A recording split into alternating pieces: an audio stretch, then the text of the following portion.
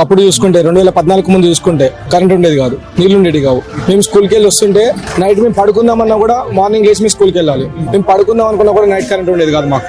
కేసీఆర్ వచ్చాక మాకు 10 సంవత్సరాలు మాకు ఇంట్లో కరెంట్ పోవడమే తక్కువ, చాలా తక్కువ. కేసీఆర్ ఉన్నప్పుడు కరెంట్ పోవడం చాలా తక్కువ. అది ఎప్పుడైనా కరెంట్ పనులు జరుగుతున్నప్పుడు కరెంట్ పోవడంలో తప్పలేదు, కానీ మిగతా విషయాలలో అయితే ఎప్పుడు కరెంట్ తీయడం కరెక్ట్ కాదు. ఇంతకుముందు కాంగ్రెస్ గవర్నమెంట్ అప్పుడు ఆంధ్రప్రదేశ్ ఉభయ రాష్ట్రాలు ఉన్నప్పుడు మన తెలంగాణను మొత్తం దోసుకొని వాళ్ళ ఆంధ్రాకి పంచిపెట్టుకున్నారు. నిధులు మొత్తం ఆంధ్ర వాళ్ళు దోసుకెళ్ళిపోయారు. సో మనకు అప్పుడు నిధులు లేకనే మన కేసీఆర్ అప్పుడు ఏం చేశాడు మన కోసం 2009 నుంచి పోరాటం స్టార్ట్ చేసింది, తెలంగాణ సాయుధ పోరాటం. అప్పటి నుండి మన తెలంగాణ వచ్చేంత వరకు కేసీఆర్ గారు అతని ప్రాణాలను కూడా లెక్క చేయలేదు. మన రాష్ట్రం కోసం మన నిధులు, మన వాటర్, ఇవన్నీ మన దగ్గర నుంచి వాళ్ళు గుంజుకొని పోయి ఆ టైంలో కూడా కిరణ్ కుమార్ రెడ్డి పార్లమెంట్ లో ఏమని చెప్పాడు, నీ తెలంగాణకు ఒక్క రూపాయి ఏం చేసుకుంటారో చేసుకోకుండా అన్నాడు. అంటే ఎవరిని బెదిరించినాడు కిరణ్ కుమార్ రెడ్డి?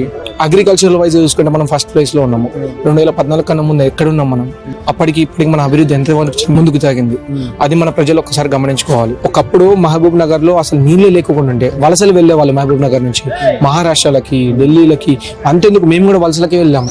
ఇప్పుడు చూస్తుంటే మేము ప్రతి నెల మేము వలసలు వెళ్ళడం కాకుండా మేము ఇక్కడనే సెటిల్ అయిపోతున్నాం ప్రతి ఒక్కరం మేమంతా. సో కేసీఆర్ గారు మా కోసం ఏం చేశారంటే మమ్మల్ని బయట రాష్ట్రాలకు తరలి బొమ్మనీయకుండా మన రాష్ట్రంలో సంపాదన మమ్మల్ని క్రియేట్ చేసుకునేటట్టు చేశారు మమ్మల్ని కేసీఆర్ గారు.